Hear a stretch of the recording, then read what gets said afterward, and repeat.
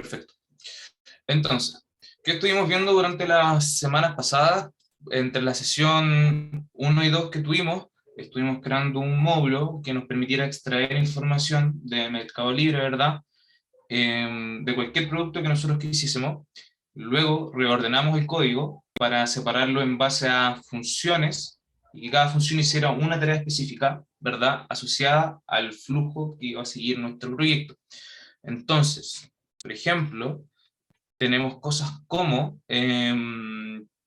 buscar un producto, ¿verdad? Que busca un producto en Mercado Libre. Tenemos cosas como extraer datos de los productos, que va a listar todos los productos que hay y extraer información de todos los productos, ¿verdad?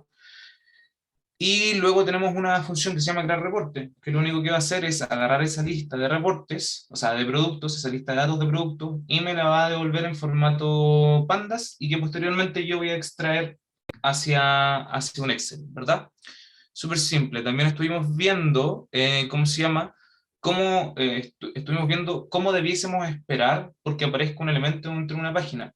Tenemos que recordar que nuestro proyecto, lo que estamos trabajando con Web Scraping en base a Selenium, va a ser tan bueno como nuestra página, ¿verdad? Que va a depender netamente de eso, porque tiene tiempos de carga, ¿verdad? A veces tengo que esperar por elementos que se accionan dependiendo de otro elemento. Entonces ahí juega un rol importante las esperas. Y establecimos que las esperas específicas, o sea, especificar un tiempo de 30 segundos, no son tan buena idea porque puede que mi página se demore más o se demore mucho menos del tiempo que estoy especificando. Entonces, ahí nacen dos problemas. El primer problema es que probablemente si le doy mucho tiempo, mi programa se va a demorar más de lo que debería demorarse, y si no le estoy dando el tiempo suficiente, va a caer en un error porque no encontró el elemento en ese preciso momento, ¿ya? Entonces, luego, para poder separar un poquito más la lógica y reducir las líneas de código, creamos otro módulo que se llama aplicación y que va a contener los métodos más importantes para poder realizar las acciones dentro de nuestra página web. Y aquí es donde definimos nuestros tiempos de espera. Y hablamos de las expected conditions, que son esperas, son condiciones de esperas que nosotros establecemos sobre cualquier elemento. Entonces, por ejemplo, si yo quiero hacer clic sobre un elemento, tiene sentido que esa condición de espera sea que el elemento sea cliqueable, ¿verdad? O que si quiero enviar texto a un input, tiene mucho sentido que yo espere que ese input sea visible para yo poder enviar texto sobre él, ¿verdad? O así como obtener una lista de elementos. Es obvio que necesito esperar a que esta lista de elementos esté visible dentro de mi página web para poder extraerlo, ¿verdad? Entonces, dicho eso, creamos métodos para poder, en el fondo, reducir nuestras líneas de código y que, ¿cómo se llama?, se dediquen específicamente a realizar acciones específicas, valga la redundancia, en este caso hacer clic, ¿verdad? Enviar texto, obtener elementos, enviar texto, perdón, y obtener texto. ¿Ya? Y lo otro que estuvimos viendo en la sesión de la semana pasada es cómo enviar correos. Entonces, fuimos por etapas. Fuimos enviando correos de una forma muy, muy simple, ¿verdad? Donde básicamente enviamos el asunto y el cuerpo dentro del mismo mensaje. Luego vimos que podíamos separar esto, ¿verdad? Crear un elemento multipart e ir añadiendo cada uno de esos elementos de forma separada y ordenada, ¿verdad? Y luego empezamos a enviar ya HTML, y posterior a eso empezamos a enviar el cuerpo del asunto, o sea, el cuerpo del correo en HTML, pero ya con un HTML externo a nuestro código. Y en ese sentido, pudimos concluir que enviar un HTML de forma externa es mucho mejor que enviarlo desde el mismo código, porque muchas veces nuestro código HTML va a ser mucho más grande incluso que nuestro código Python, y no tiene sentido tener tanto string dentro de nuestro código cuando nosotros lo que queremos hacer es tener el menos código posible, ¿verdad? Entonces, por un tema de orden y de visualización de lo que estoy viendo, eh, nosotros desde ahora empezamos a extraer esa información y dejarla desde un HTML externo, que por cierto es mucho más fácil de editar que editarlo desde desde el mismo código Python, ¿verdad? Y descubrimos que el módulo que nos va a ayudar para poder hacer esta extracción de ese HTML se llama Jinja 2. Jinja 2 se va a encargar de extraer ese HTML, también nos va a ayudar a renderizar datos, o sea, nos va a ayudar a, si yo quisiese, por ejemplo, mandarle un correo a una persona específica con un nombre específico, dentro de una lista de nombres, ¿verdad? Yo podría pasarle el nombre al HTML, ¿verdad? Y de forma dinámica este va a ir cambiando por cada correo que yo voy enviando. Entonces, en el fondo yo estoy pasando un dato hacia mi HTML, y eso se llama renderizar. ¿Ya? Bueno, aquí estuvimos viendo, ¿verdad?, cómo podemos, de la misma forma que en el caso anterior, reordenamos nuestro código, ¿verdad?, para que cada una de las actividades que realizamos estuviera dentro de una función, para separar la lógica, y en caso de cualquier incidencia, que eso es súper importante, pudiésemos entender e identificar dónde está el problema y cómo lo podemos solucionar, ¿ya? O también, no necesariamente para problemas, sino que para modificaciones. Esto es súper importante, si yo tuviese un código entero sin separarlo en una lógica, a través de funciones, si en algún momento me dijeran, ok, ¿sabes qué? No queremos que nuestra función tenga la posibilidad de enviar con copia oculta o con copia. Necesitamos que lo elimines. Entonces sería, ok, perfecto. ¿Dónde está dentro de todas estas líneas de código que tengo? Denme un segundo, voy a agregar a las personas que se van uniendo. Entonces, de esta manera, yo sé que tengo que ir a la función en específico, en este caso un método, porque está dentro de una clase, que tengo que ir a la función específica a hacer dicha modificación. ¿Ya? Eso es, estuvimos viendo cómo juntar archivos, ¿verdad? Estuvimos viendo cómo agregar imágenes a nuestro HTML. Estuvimos viendo que hay varias formas de juntar una imagen dentro de un HTML, y puede ser a través de un servidor, subir la imagen a ese servidor, copiar el enlace y pegarlo dentro de nuestro HTML. Podemos encodear nuestra imagen, nos va a entregar ¿cómo se llama? Un string bastante grande, y eso lo podemos meter dentro de nuestro HTML para el tag de la imagen. O lo que podemos hacer, que en este caso hicimos, fue adjuntar la imagen al correo y desde ahí enviarlo al HTML. Es mucho más cómodo, mucho más ordenado, mucho más simple de hacer, a mi parecer. Un segundo.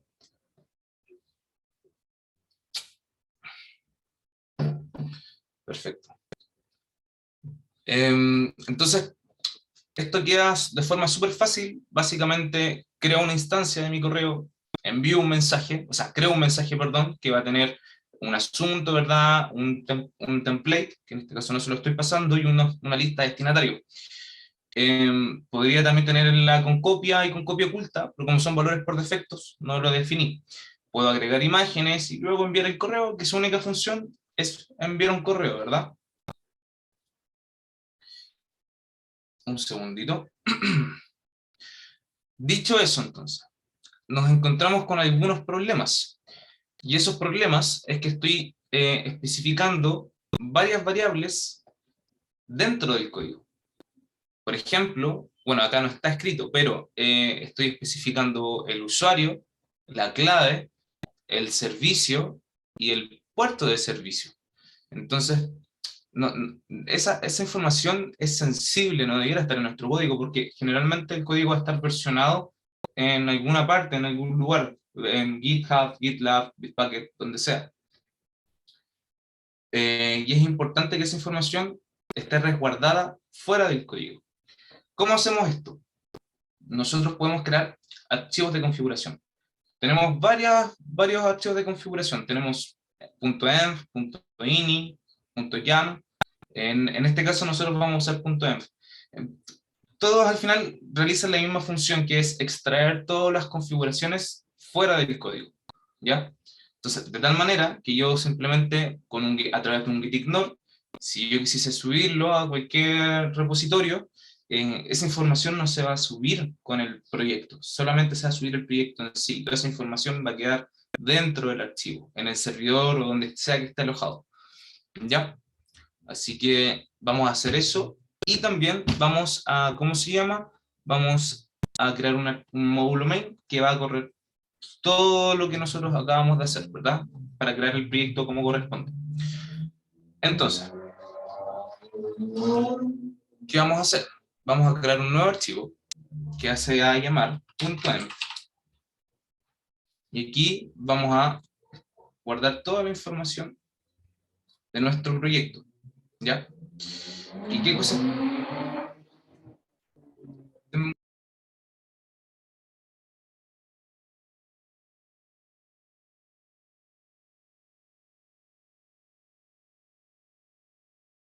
Ahí sí, pido disculpas si se escucharon motos.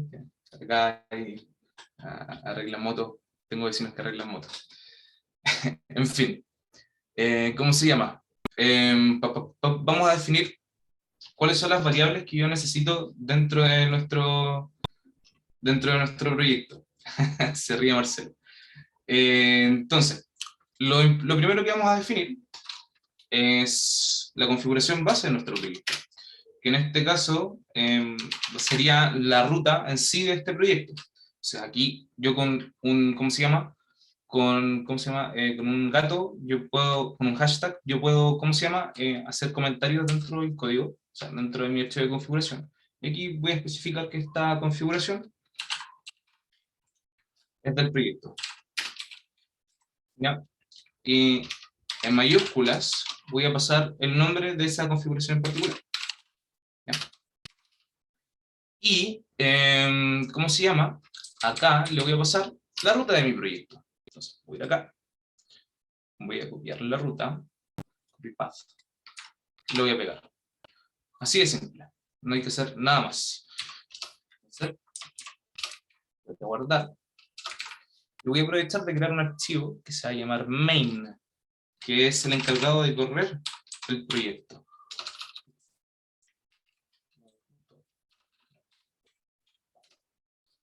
¿Ya? Y aquí, lo que vamos a hacer es importar, o vamos a utilizar en realidad, una librería que se llama .env. ¿Ya? ¿Cómo funciona? Acá tengo la documentación.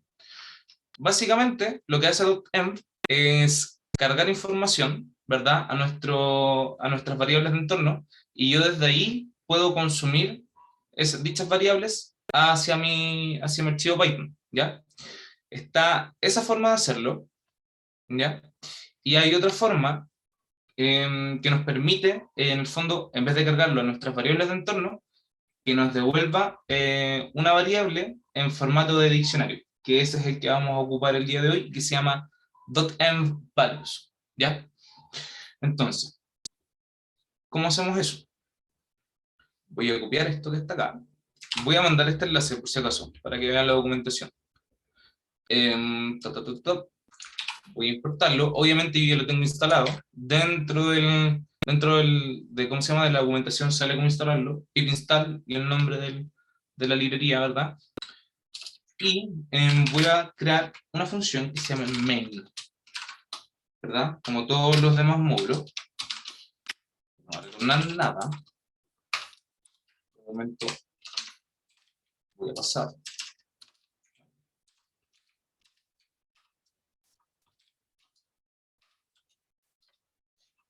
Y si el nombre del archivo que estoy ejecutando como principal es igual, entonces voy a ejecutar mi función main. Ya. Vamos a hacer una prueba. De acuerdo a la configuración, lo que tengo que hacer es crear una variable config, o lo que yo quiera llamar, como quiera llamarle, y vamos a usar .env_values, y dentro vamos a pasar el nombre de nuestro archivo env. Lo que vamos a hacer para revisar es imprimir este config. Y también vamos a imprimir el tipo de esta variable que acabamos de crear. Entonces, voy a abrir una consola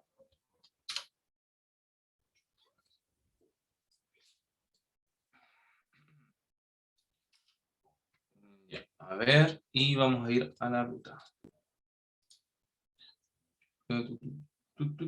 Copy path, ¿verdad? Y vamos a poner file main. Vale. Entonces, aquí vemos que nos está trayendo, bueno, más que, ¿cómo se llama? Que un diccionario, nos está devolviendo una clase que es internamente un objeto con formato de diccionario, ¿ya? Pero podemos acceder a él, a los datos de él, de la misma forma que accedemos a un diccionario, a través de una key. Y eso es lo que vamos a hacer. Entonces,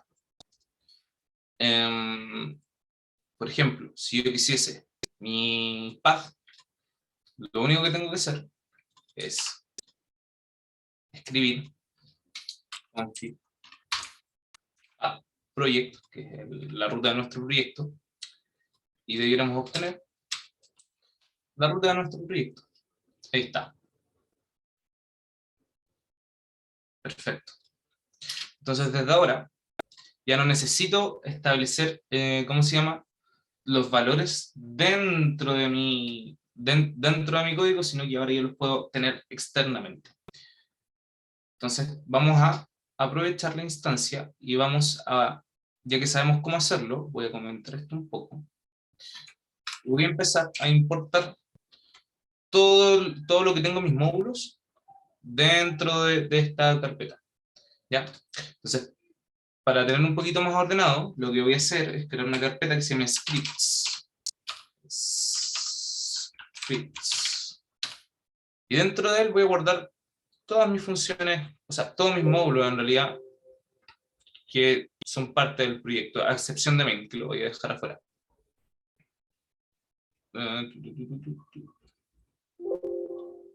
Move.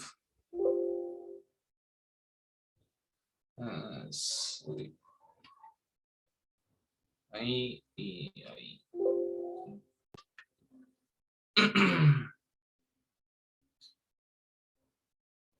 Vale. De momento solamente lo vamos a dejar así. Y vamos a importar nuestros módulos. Entonces, por ejemplo, si quiero importar la clase email de mi mail, tengo que decir from scripts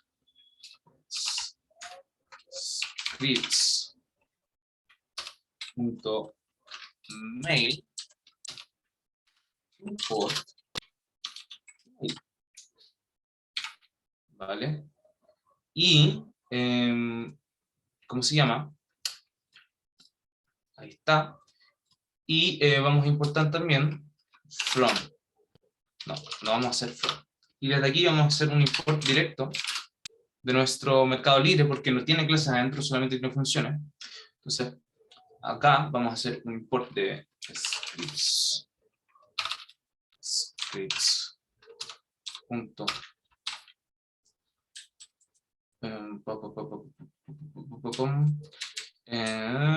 Mercado Libre, perfecto. Y lo vamos a renombrar, le vamos a poner ML, ¿ya? Le vamos a poner un sobrenombre. Entonces, cosas importantes cuando estamos importando, buenas prácticas en realidad. Dentro de Mercado Libre yo tengo muchas funciones, ¿verdad? Una forma incorrecta de llamarlo sería, por ejemplo, decir from scripts. Voy a poner esto de acá.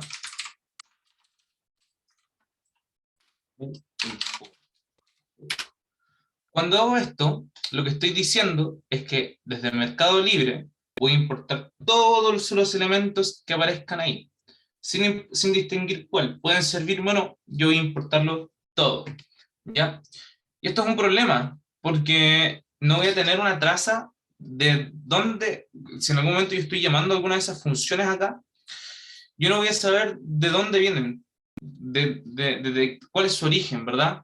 Entonces, si yo quiero tener una traza, quiero saber de dónde viene esta información, no voy a llegar a acceder a esa información. Y además voy a importar cosas que de repente pueden ser innecesarias. Entonces, ante esto, hay dos opciones. La primera es especificar cuál es el módulo que quiero importar. O sea, o función, lo que sea. Por ejemplo, acá puedo enviar import crear reportes y toda la lista de las funciones que yo necesito, o puedo hacer lo que hice acá arriba, de importar el módulo en sí, ¿verdad? Y de acá, cuando yo necesito un método, o sea, o una función, lo que voy a hacer es decir, bueno, acá lo tengo como ml, entonces ml punto, y voy a acceder a la función. Entonces con esto, por ejemplo, si yo quisiese, no sé, buscar un elemento, buscar un producto, ¿verdad? Yo voy a saber que ese buscar un producto está asociado a este módulo. Y este módulo viene desde Mercado Libre, ¿verdad? Y desde la carpeta de scripts.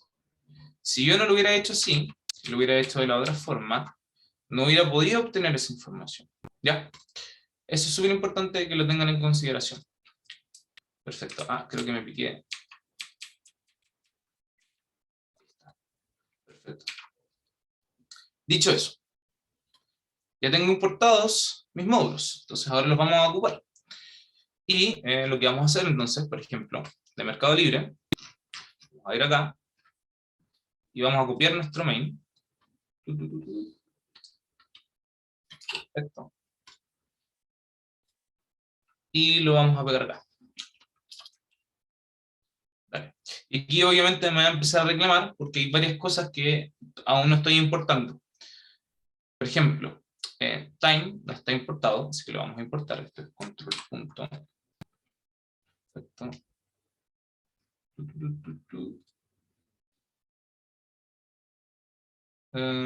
Quick. Import time, ¿verdad? Listo, vamos acá. Quick fix. Acá, este lo voy a copiar desde acá porque no me va a aparecer el tirón. Tenemos options y también vamos a necesitar el driver. Acá. Dale. Bueno, acá vamos a ver algo cuando se guarde. Otra cosa que es buena práctica es cómo se ordenan los imports o los módulos en general. El orden en el que hay que importarlos siempre son los módulos nativos primero, después van las librerías que estoy utilizando de terceros, y luego vienen las librerías que importo yo. ¿Ya? Ese siempre debería ser el orden en el que yo realizo las importaciones. Ya, eso es súper importante también que lo tengan en consideración. Esto, vamos a sacarlo. Ya, entonces acá está. Y bueno, aquí ya de partida tenemos varias cosas que tenemos que sacar de acá. ¿Ya? Esto lo voy a comentar porque de momento no nos sirve. También voy a sacarlo de acá. Esta opción que estoy comentando, bueno, no sé si esto lo expliqué, pero dentro de nuestro driver, de Chrome o lo que sea, nosotros tenemos la posibilidad de añadirle opciones, tal cual lo hacemos cuando configuramos Chrome desde la interfaz gráfica, y dentro de esas opciones hay una opción que se llama Headless. La gracia de darle esta configuración es que podemos, ¿cómo se llama?, ejecutar nuestro driver, nuestro navegador, pero sin la interfaz gráfica. Y eso es bueno para nosotros porque reducimos la cantidad de RAM que utilizamos, y aparte reduce el tiempo de ejecución de nuestro bot, de nuestro web scraping, porque ya no tengo que inicializar la página para acceder. Eso se hace por debajo y es mucho más rápido. Entonces, tú le puedes reducir mucho el tiempo a tu ejecución, ¿ya? De momento no lo vamos a usar, pero es bueno que lo consideren y que también investiguen qué otras opciones hay de Chrome o de Firefox o del navegador que ustedes ocupen. Ya podemos establecer rutas de descarga, qué sé yo, podemos hacer que, ¿cómo se llama? Podemos hacer como un print de pantalla desde acá, ¿verdad? Se pueden hacer varias cosas, varias cosas. Entonces, de momento, teniendo esto, hay varias cosas que tengo que sacar de acá. Por ejemplo, la ruta del driver, la URL podría sacarla, ¿cómo se llama? La ruta de salida de nuestro reporte, ¿verdad? De repente el buscar producto en Metastally lo podría dejar acá, también lo podría extraer, podría decir que venga como, no sé, hay varias formas de definir cómo viene ese valor como entrada, puede venir desde un archivo externo, ¿verdad? Hay varias formas de realizar esa como búsqueda. De momento, el único valor que voy a dejar aquí adentro va a ser el de MathStarling. ¿Ya? Pam. Entonces, vamos a empezar a añadir esas cosas en nuestro archivo de configuración. Lo que voy a hacer, entonces, es aquí especificar que esta es nuestra configuración del web scrapping. ¿Ya? Y acá voy a pasarle primero que todo. Yo lo voy a dejar en inglés, pero en realidad pueden hacerlo en el idioma que quieran. Eso da lo mismo. Voy a ir copiando la información, entonces la URL del sitio. También tenemos la ruta de nuestro reporte, que es donde lo vamos a guardar, donde lo vamos a exportar. Teníamos también la ruta del driver, entonces, driver. Y también teníamos, que lo voy a poner antes de eso, el driver que vamos a utilizar. Porque quizás de repente podríamos tener una lista de drivers en una carpeta de drivers, de hecho eso vamos a hacer, y ahí especificar si queremos usar from driver, gecko driver, y pasárselo a la ruta del path driver, ¿ya? Entonces, empecemos. De hecho voy a empezar por eso, voy a crear una carpeta que se llame drivers, y voy a buscar los drivers que he utilizado durante el proyecto, así que denme un segundo. Voy a buscar. Esto es Explorer.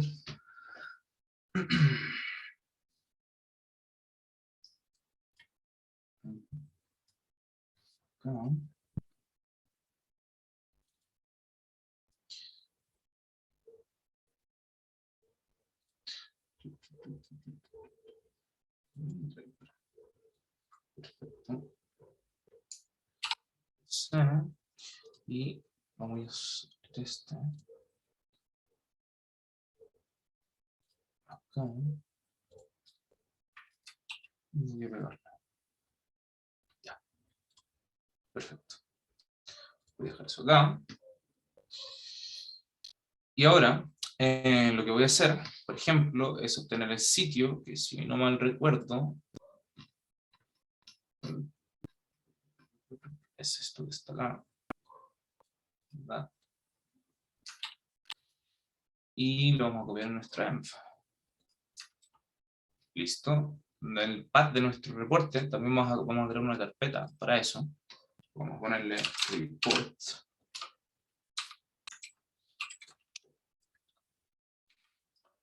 ¿Verdad? Y vamos a añadir esto acá. Vale. Entonces, algo que podemos observar es que en el fondo, de repente estoy copiando la misma ruta, a excepción de lo que viene después, que en este caso es reportes. Si yo quisiese usar una variable que viene desde arriba, en alguno de mis, cualquiera de estas variables de entorno, lo que puedo hacer es eliminar esto. Y entre llaves, pasar la ruta del proyecto. C, control V, y también tengo que ponerle un signo dólar, ¿verdad? Ahí está. Entonces, de esta forma, lo que hago es modificar la ruta de mi reporte, y esto, en el fondo, la gracia que tiene es que ahora solamente tengo que modificar una sola ruta, y en todas las demás se van a ver afectadas también, lo cual me conviene porque todas estas rutas están dentro del proyecto, así que eso es bueno para mí. Vamos a hacer lo mismo, voy a copiar y pegar para la ruta del driver, ¿verdad? En este caso se llama drivers. Así que vamos a copiar acá. Drivers. Y aquí vamos a poner el nombre de nuestro driver, que en este caso yo quiero usar Chrome Driver. Así que voy a ver, F2, ahí. Perfecto. Y de nuevo, el mismo ejercicio vamos a hacer acá. Vamos a pasar la ruta completa del driver aquí, y ¿cómo se llama? Acá le vamos a pasar nuestro driver. Entonces signo dólar, abro llaves y pongo driver. Entonces ahora, esta ruta del driver va a depender de dos cosas, de la ruta del proyecto y de nuestro driver. Entonces cualquier modificación que haga, se va a ver afectado este acá. Y este es el que vamos a llamar en nuestro proyecto, ¿ya? Entonces empezamos por eso. Lo primero que quiero ver, bueno, antes de eso, esto es Mercado Libre. En Mercado Libre esto ya no va a estar, entonces lo vamos a eliminar. Ya no nos sirve acá. Y ahora solamente nuestro Mercado Libre tiene las funciones que voy a utilizar para realizar la ejecución. ¿Ya? Perfecto. Voy a cerrar esto, ya no me sirve de momento. Y voy a comentar esto nuevamente, porque quiero ver qué es lo que me está trayendo ahora mis variables de entorno. Acá, control D. Y acá voy a volver a imprimir mi config.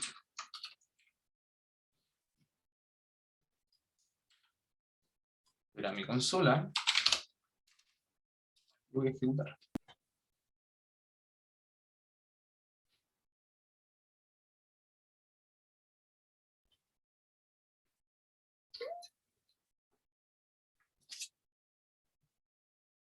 Ya. Y ahí veo todas las configuraciones que nosotros hemos establecido, ¿verdad? Con su key y su respectivo valor. ¿Ya? Perfecto. Entonces, vamos bien. Y, por ejemplo, si nos fijamos, el path driver, que depende de dos cosas, nos está trayéndome la ruta del proyecto, que este que está acá, drivers, que es lo que definí dentro del mismo path, y cuál es el driver que estoy utilizando, Chrome driver. ¿Ya? Entonces, lo que vamos a hacer ahora es empezar a descomentar este código y vamos a empezar a usar nuestras variables de entorno en el proyecto. Esto es un comentario, así que no debería estar descomentado. Vale. Y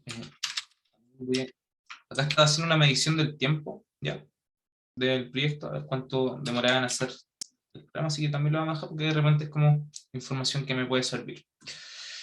Entonces, vamos a modificar esto. Primero que todo, la ruta del driver ya no es esto. Lo vamos a sacar de acá. Y lo que va a hacer ahora la ruta del driver es nuestro config. Y de él vamos a traer el driver. Listo. Driver get. Ya no va a traerme el sitio web, sino que me va a traer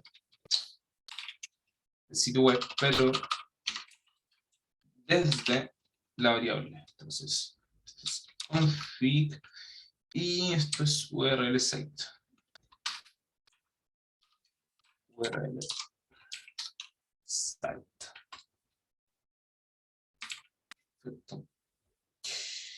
Y, ¿cómo se llama? La ruta de salida de mi proyecto ya no va a ser esta que está acá, sino que va a ser ahora un join entre el reporte y el nombre de mi reporte. Creo que reports, vale. Entonces, ahora vamos a modificar eso. Esto es main. ¿Vale? Entonces, vamos a sacar esto. Y vamos a poner config y nuestra variable. Entorno, que sería path reports. ¿Vale? Vamos acá. Solamente me quiero cerciorar. Ahí. Ahí. Ya, me está reclamando por el OS. Tengo que importarlo, ¿verdad? OS. Perfecto. Ya. Y, ¿cómo se llama? Estamos bien con eso, estamos bien con eso. Listo. Y ahora, tengo que especificar, acá estoy trayendo las funciones directamente, porque copié y pegué desde el módulo main, o sea, desde el módulo Mercado Libre, pero como lo estoy trayendo ahora desde otro módulo, tengo que especificarle lo que estaba especificando acá.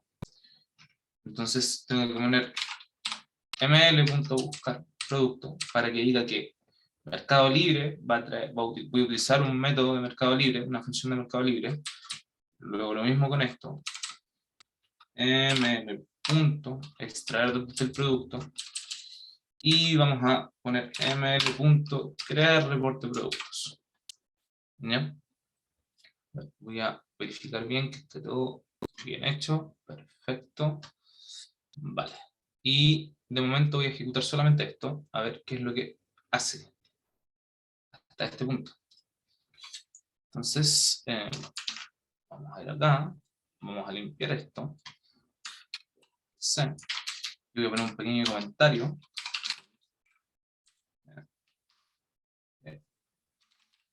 Teniendo variables.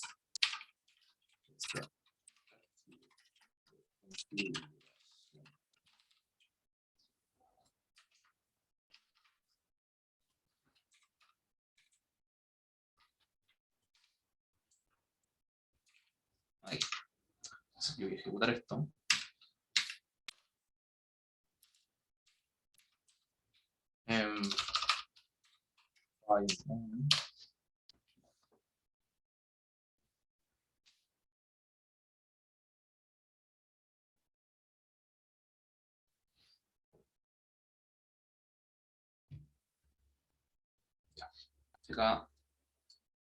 Acá me dio la página, ¿verdad? Y va a ser el mismo proceso que digamos es automatizado previamente, ¿verdad? Voy a empezar a extraer la información. Entonces sabemos que está funcionando bien.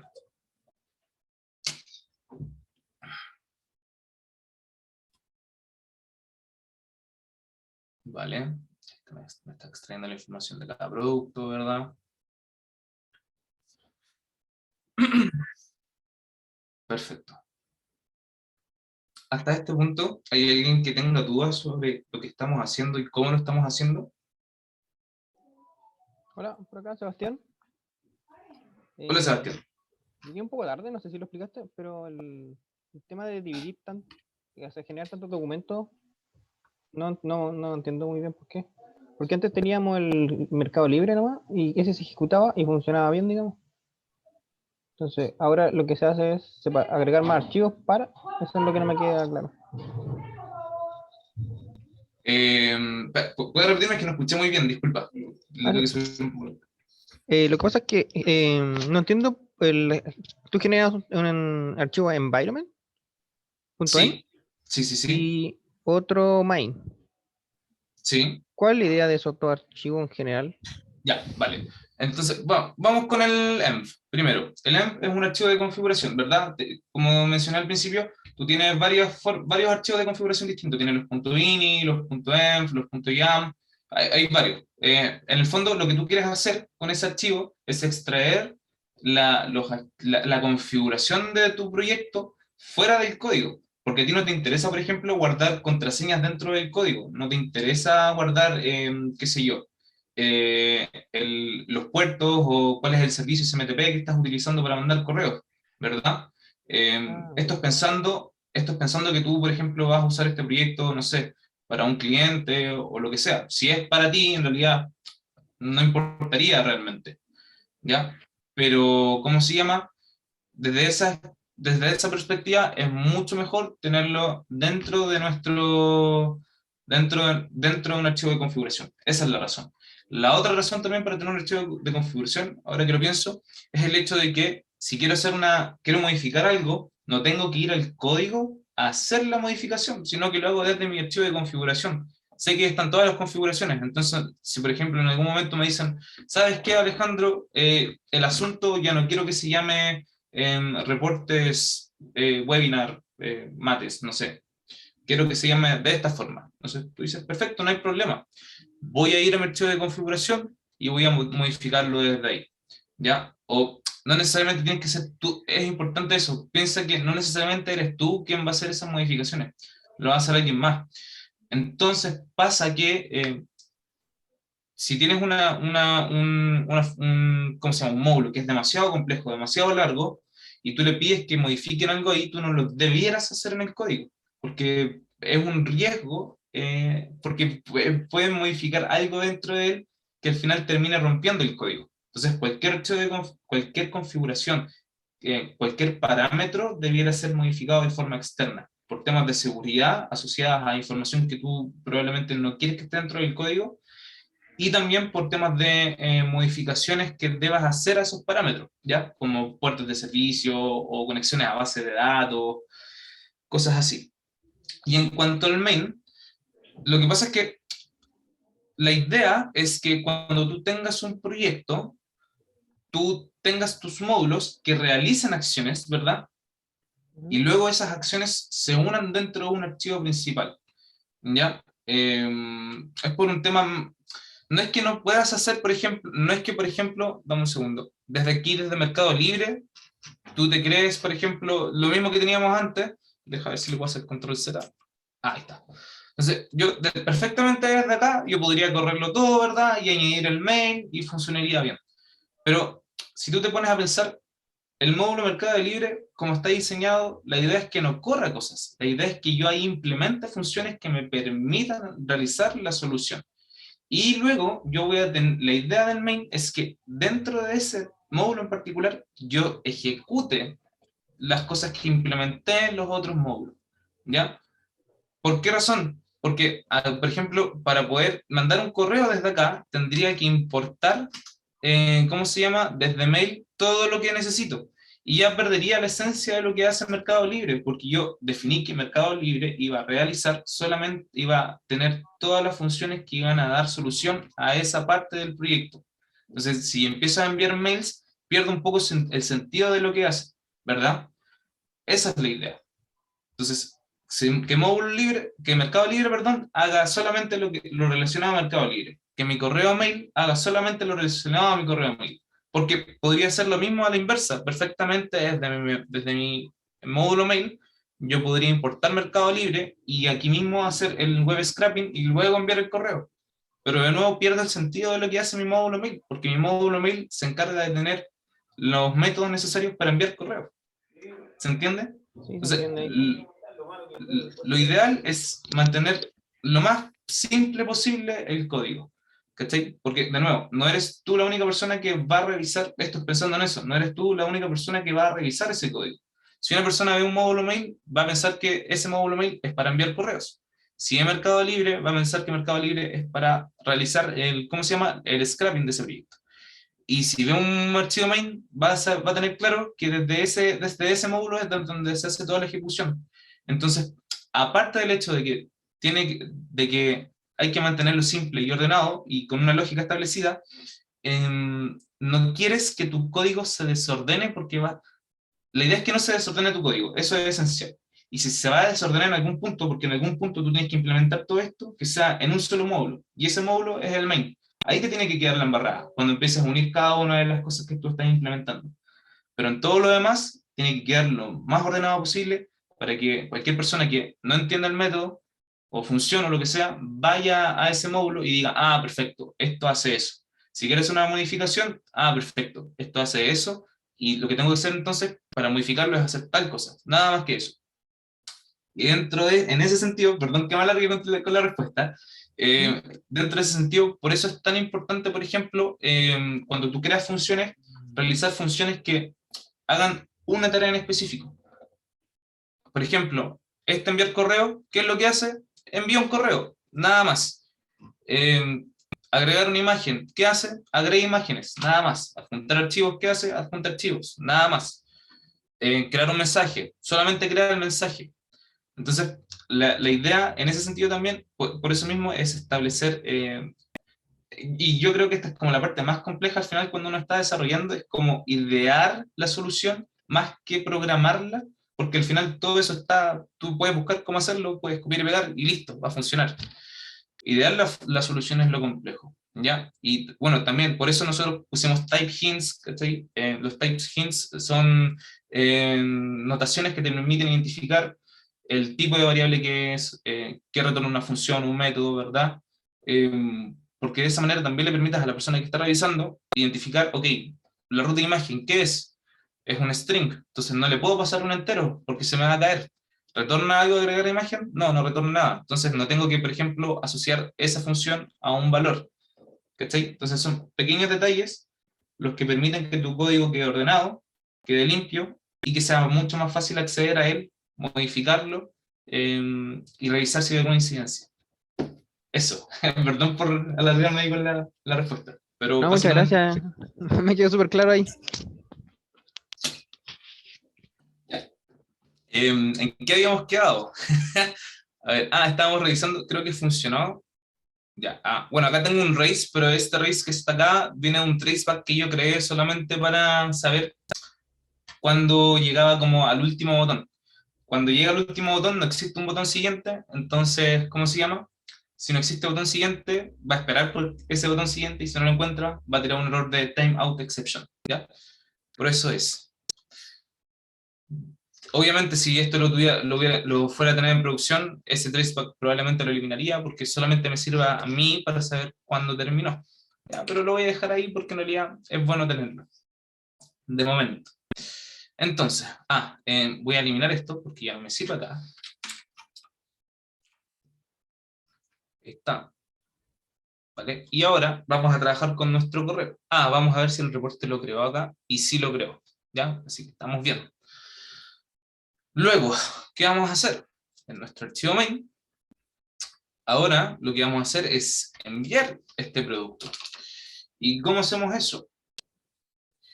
Lo que vamos a hacer entonces, ahora es crear una instancia, lo mismo que teníamos acá en nuestro mail. Vamos a copiar y pegar, nada más.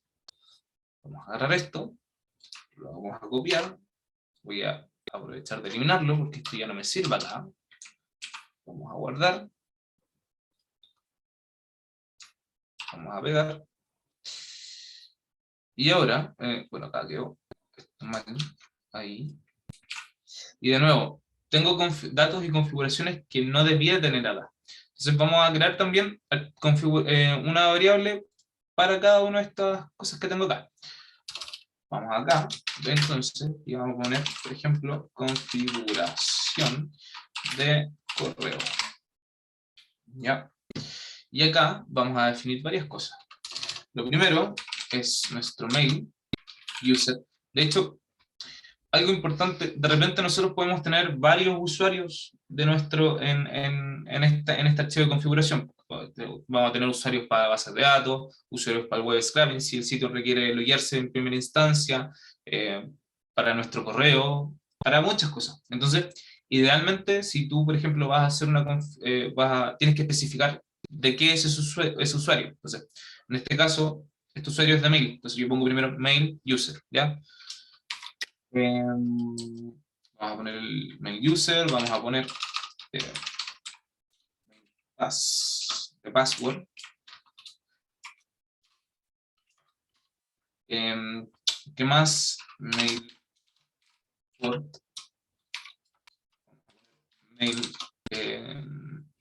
host, que es nuestro servicio.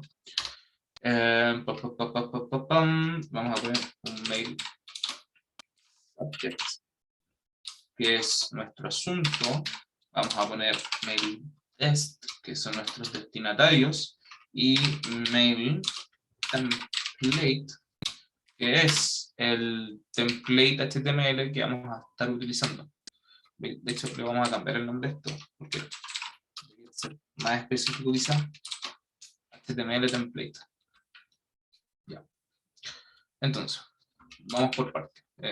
Voy a buscar primero esos campos porque se me olvidaron cuáles eran.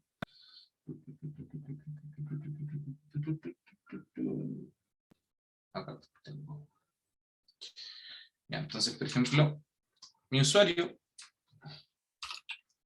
es el webinar, ¿verdad? Mi password, lo voy a colocar acá. El puerto es 587. El host es smtp, smtp.mail.com. El subject, lo que tenemos acá, es webinar Mercado Libre. Ya. Vamos acá. Los destinatarios, acá los voy a poner con coma. Entonces, por ejemplo, sería quiero que lo reciba él, el mismo que lo envió, y también yo, al chino,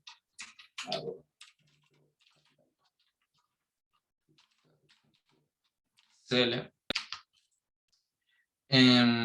¿Cómo se llama? Y nuestro HTML template, que en este caso acá no lo tengo, así que tengo que copiarlo del otro proyecto.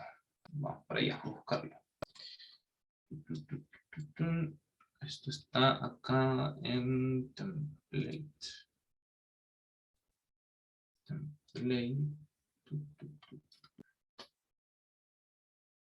Ahí. Y vamos a abrir esto también. File Explorer. Vale. Entonces acá vamos a poner y vamos a pegar esto. Ok.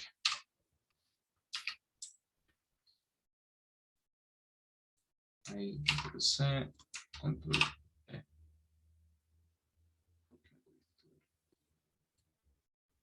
Ahí sí. Y elimino esto. Voy a eliminar.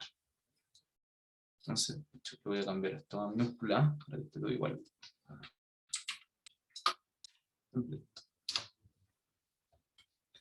Vale. Entonces, voy a minimizar esto. Y ahora, acá, tengo mi template.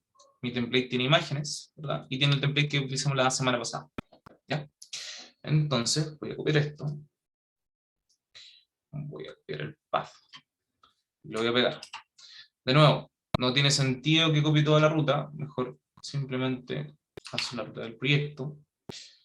Y pego acá. Perfecto.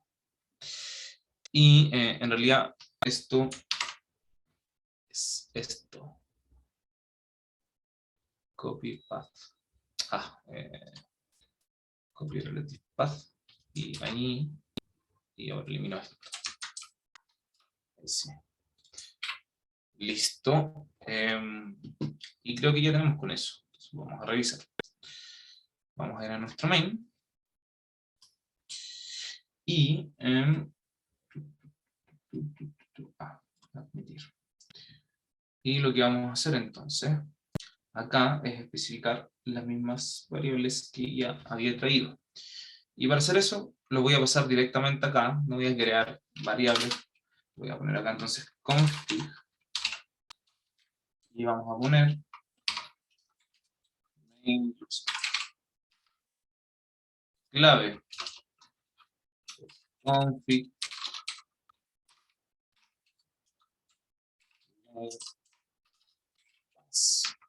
servicio. Voy a copiar esto. Es mail port. No. Post. Y esto, cuando yo traigo los valores, me los trae como string. Así que tengo que parsear este valor particularmente a entero. Y aquí vamos a copiar y vamos a poner port. Listo. Ahora, ¿qué tenemos acá? El asunto. Entonces, vamos a sacar esto. Y aquí tengo un error. Tengo punto y comas. Tengo que sacarlo. Ahí. Acá. Ahí sí. Vamos a aprovechar entonces. Vamos a pegar esto acá. Y voy a eliminar esto que está acá.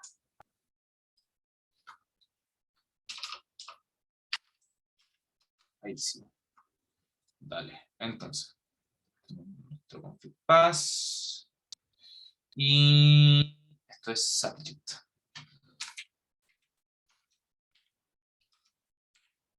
Subject.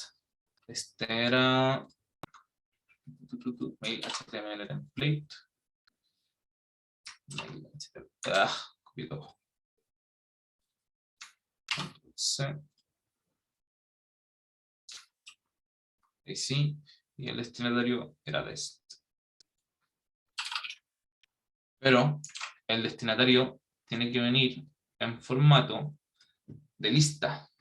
Entonces, como sé que viene un string con comas, lo que voy a hacer es usar la función split, que me separa mi string en distintos, en un arreglo con distintas partes de ese string, y lo voy a separar con las comas que habíamos utilizado antes. Entonces, ahí está. Entonces, por ejemplo, por eso es importante establecer, ¿cómo se llama? ¿Qué tipo de valor me trae? Porque si simplemente yo hubiera pasado esto, me hubiera tirado un error. De hecho, probablemente esto le falta todavía un poco más, porque quizá aquí debiera definir que esta es una lista, pero de strings. Lo mismo con esto. Lista de strings. Si no, no tiene sentido, porque no sabía al final una lista de qué es. Entonces, si ahora yo voy acá, ahora sí me trae, que es una lista de strings. Perfecto. Vale. Y el agregar imagen no lo voy a utilizar ahora. Y simplemente voy a adjuntar. ¿Cómo se llama? Adjuntar archivo. Y en el adjuntar archivo voy a pasar los archivos, que creo que también es una lista. A ver. Sí, es una lista. Entonces, acá voy a pasar la ruta salida, creo que se llamaba. A ver. Ruta salida, perfecto. Vale, y le voy a poner. Okay. A ver, vamos a probar. Está bien, está bien, está bien, está bien, está bien, está bien. Listo. Y voy a ejecutar para que me está molestando. Vamos a ejecutar si funciona todo bien. Ah.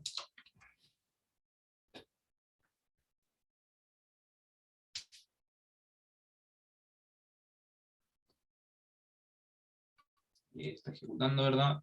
Ya está realizando web scrapping.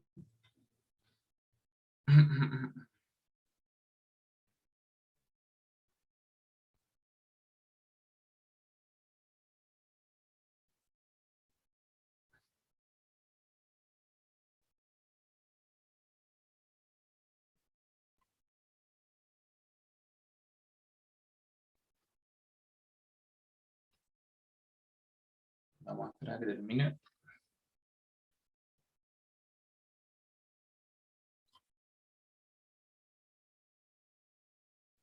Por si acaso, este código en particular, yo lo modifiqué en una línea, creo que ya lo había explicado, pero igual, por si acaso.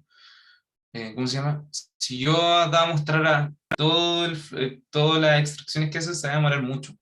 Entonces, lo que hice yo fue, dame un segundo, dejamos con el código. Esto es en... Acá. Aquí estoy obteniendo los primeros dos elementos de esa lista, y esos son los que recorro y extraigo, ¿ya? Solamente por temas de tiempo, ¿cómo se llama? Lo más rápido posible la muestra. Voy a esperar a que termine.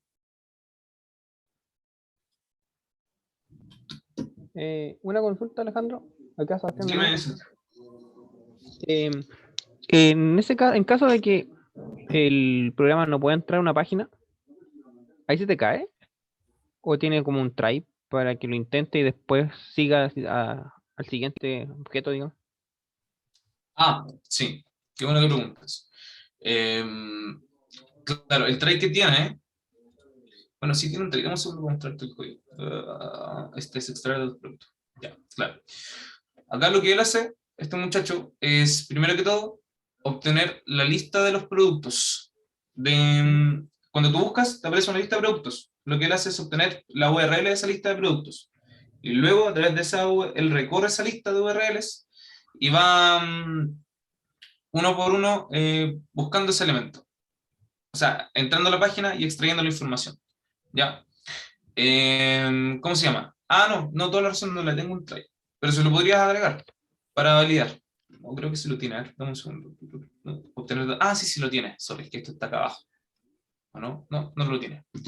Ya, entonces, ¿qué pasa? Dame un segundo, obtener datos, producto, obtener datos. Sí, sí, sí lo tiene. Ya. Estaba más abajo de la función. Dale. Entonces, lo que hay yo obtener esos datos. Muchas veces pasa que entrando a esa página, claro, hay elementos, por ejemplo, la cantidad de comentarios o la puntuación no siempre existía. Entonces, yo para poder, en el fondo, extraer información igual, al menos el nombre y el precio, eso lo ponía dentro de un tray, ¿ya? ¿Cómo se llama? Acá, de repente, esto se podría cambiar, porque aquí le estoy diciendo que ante cualquier excepción, cualquier excepción yo la voy a controlar. Si yo quisiera ser mucho más específico y solamente controlar las excepciones que pudiera arrojarme un error acá, yo podría definirlas acá. Por ejemplo, en este caso en particular, los tipos de errores que esto me va a traer son de timeout exception, ¿ya? Porque se demoró mucho en esperar por un elemento y no lo encontró. Entonces yo aquí perfectamente lo que podría hacer es acá arriba importar esa excepción, que es de Selenium, y aquí especificar, ok, quiero que solamente atrape la excepción si es de tipo timeout exception, ¿ya? De momento está controlando cualquier excepción que caiga acá. Y acá funciona porque sé que el único error que me va a tirar es ese, pero hay ocasiones en los que se me podrían dar varias excepciones o excepciones muy específicas, y yo a través del exception solamente voy a ocultarlas y no voy a saber qué es lo que estoy haciendo. O sea, qué es lo que estoy pasando. Y en vez de caerse acá, porque pasó, se va a caer en otra parte del código, en la que sigue. Por ejemplo, no sé, eh, por ejemplo, a ver qué puede ser.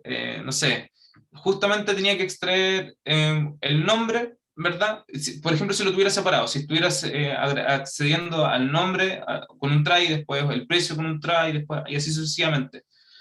Si lo tuviera solamente con una exception y tengo un error, por ejemplo, en el XPath o qué sé yo, en cómo está configurado el driver, no se me va a caer donde debiera caerse, que es en el try del driver, porque estoy pasando cualquier excepción. Se me va a caer acá, porque no existe el driver, y se me va a caer por un error distinto.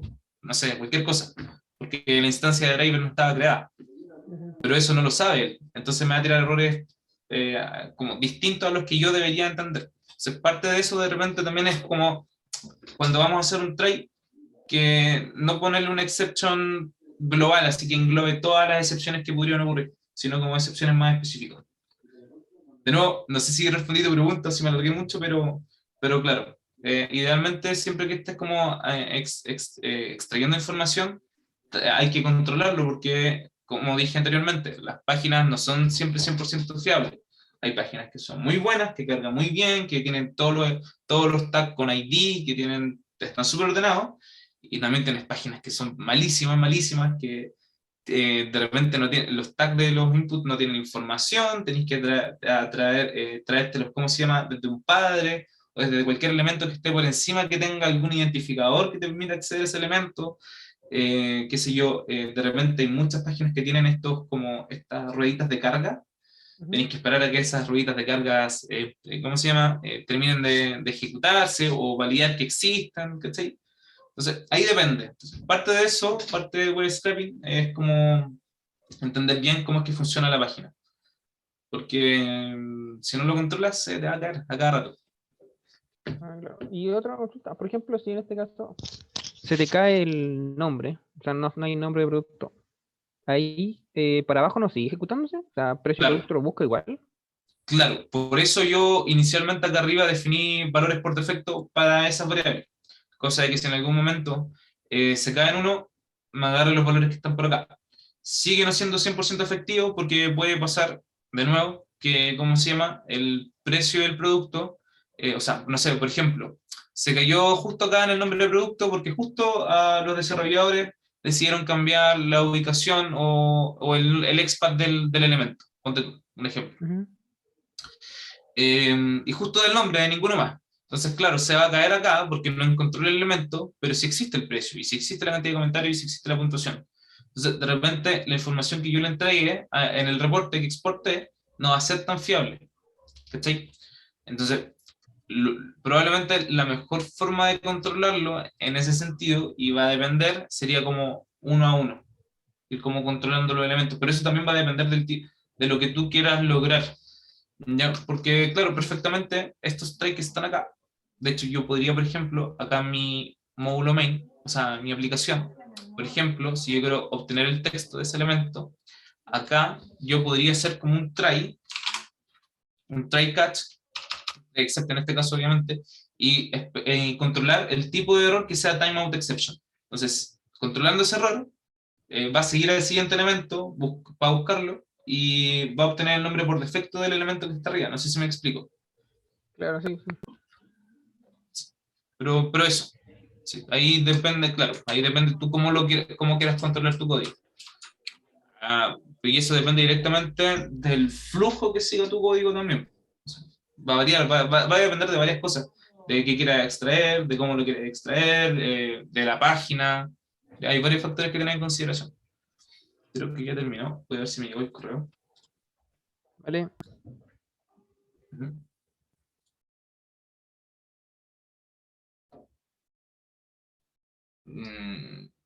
Ya, a ver. Dame un segundo.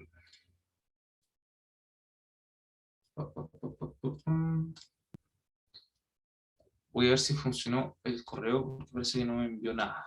Entonces, voy a comentar esto. De momento. Control C. Y voy a comentar esto también que está acá. Control C. No, esto no lo puedo comentar. Ahí, control C. Vale. Y voy a ejecutar de nuevo porque aparentemente no lo ejecutó.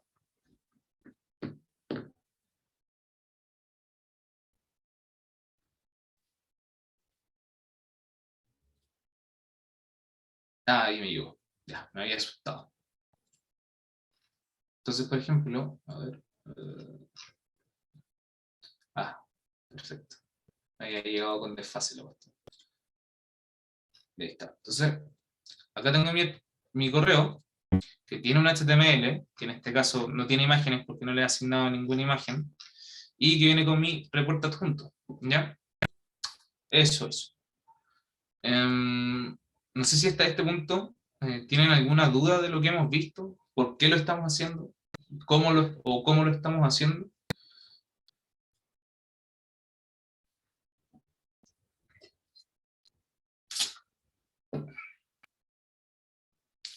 No necesariamente referente a lo que vimos hoy, puede ser referente a lo que hemos visto durante todas las sesiones, puede ser del correo, del web scraping, de lo que ustedes quieran. No sé si tienen alguna otra duda.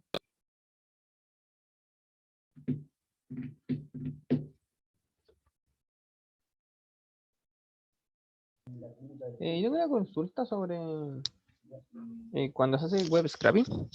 ¿Siempre se ejecuta desde el computador de personal, digamos? ¿O se puede correr como desde un servidor para no tener que estar como con el computador, digamos, ejecutándose en tanto Mm, rato? ya, claro, entiendo tu pregunta. Claro, hay varias formas, o sea, obviamente tú esto por ejemplo, si tú lo quisieras tener en un servidor, tienes que tener una acción que te gatille esa ejecución. Y ese gatillar se puede hacer de varias formas. Por ejemplo, podrías tener una tarea programada que ejecute un bat que te ejecute el main, por ejemplo. Ujú. Quizás a ti te gustaría crear un sitio web, que sea como un formulario web donde tú puedas como enviar datos y a través de eso se te ejecute ¿cómo se llama? Esta extracción. Por ejemplo, bueno, quizás no tenga sentido, pero en este caso en particular, pero por ejemplo, digamos que quiero sacar no sé, buscar algún producto en Mercado Libre y que me traiga un reporte y me haga un reporte de todas esas cosas. Entonces yo lo que puedo hacer es ir al formulario, poner Mate Stanley y me va a buscar todos los materiales Stanley. También lo que podría hacer es, en ese formulario, mandarle un archivo Excel, ¿sí?, que tenga toda una lista de productos y que por cada uno de esos productos me cree un reporte asociado, de nuevo, de Mercado Libre, en este caso.